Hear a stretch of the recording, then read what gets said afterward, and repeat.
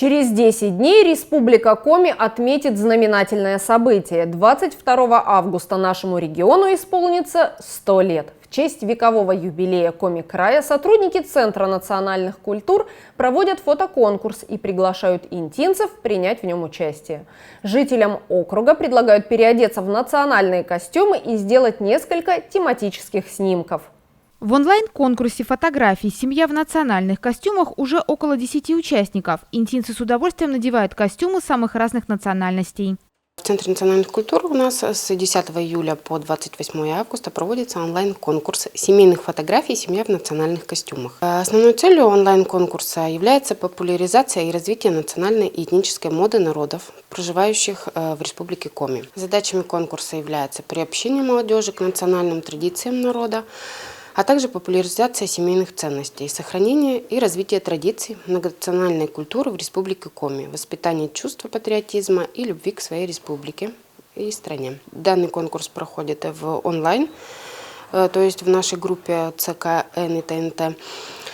На данный момент у нас участвует 8 семей. Приходили к нам они в Центр национальных культур, выбирали костюмы, фотографировались, заполняли заявку, и мы также выставляли их в группу.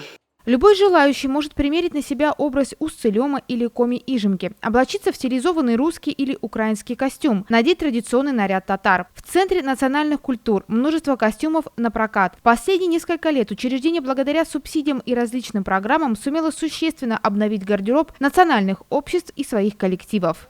Одним из направлений деятельности Центра национальных культур является работа с мастерами декоративно-прикладного творчества, с художниками, с фотохудожниками. Мы тут проводим различные выставки, мастер-классы и так далее, поэтому тема работы с фотографией нам, конечно же, близка. Поэтому была объявлена акция к юбилею нашей республики «Семья в национальных костюмах». Мы, честно говоря, рассчитывали на большее количество участников, но летний отпускной период, конечно же, вносит коррективы в нашу работу, поэтому 8 участников. Но мы на этом, конечно же, не остановимся.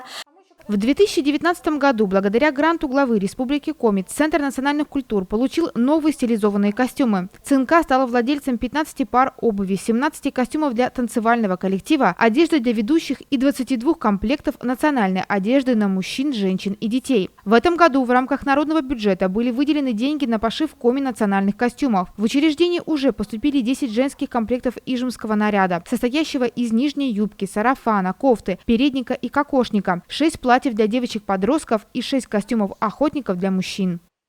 У нас Центр национальных культур имеет уже большое количество национальных костюмов. Мы продолжаем пополнять нашу костюмерную. В этом году шьем новые костюмы. И хочется нам показать всю эту красоту, конечно же, интинцам. Поэтому у нас много в нашей работе акций, конкурсов, связанных с фотографиями. Любой из перечисленных костюмов можно взять на прокат и сделать фото, а также подать заявку на участие в конкурсе. Победители будут выявлять в 2 номинациях: зрительское признание – это интернет-голосование, и выбор экспертного жюри. Для того, чтобы принять участие в конкурсе, вы должны с семьей подойти к нам, сфотографироваться, либо взять на прокат у нас костюмы, сфотографироваться самим. То есть мы выставляем только 3 фотографии, не больше 3 фотографий. Обязательно заявку заполняете, указываете домашний адрес, номер телефона, фамилию, возраст.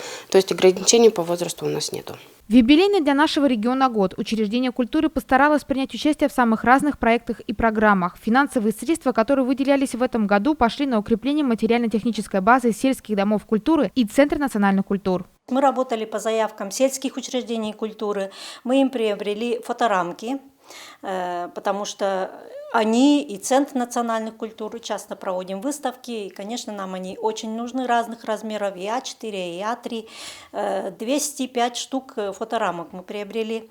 Дальше заказали баннеры для Адзивавома и Абизи, ну а для ЦНК пресс-волл, потому что мы часто общаемся со средствами массовой информации, и наши участники национально-культурных обществ, те же поздравления к 100-летию Республики Коми. Поэтому он у нас уже пришел, готов к работе. Мы его максимально используем к столетию нашей республики. Приобрели мы ткань для пошива сценической одежды Петрунского дома культуры. Для Центра национальных культур мы добавочно прикупили тюли для драпировки, для оформления наших помещений. И добавочно еще закажем костюмы.